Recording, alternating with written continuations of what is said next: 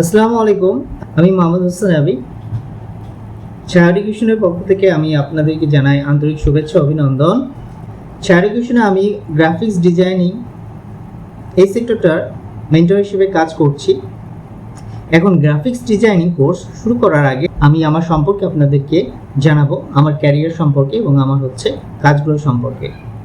আসলে আমি SS complete করার পর গ্রাফিক্স ডিজাইন নিয়ে কাজ শুরু করি এবং তখন থেকে বিভিন্ন প্রতিষ্ঠানে কর্মরত ছিলাম। অনার্সে ভর্তি হওয়ার পর 3D নিয়ে আসলে 3D জগতে চলে যাই।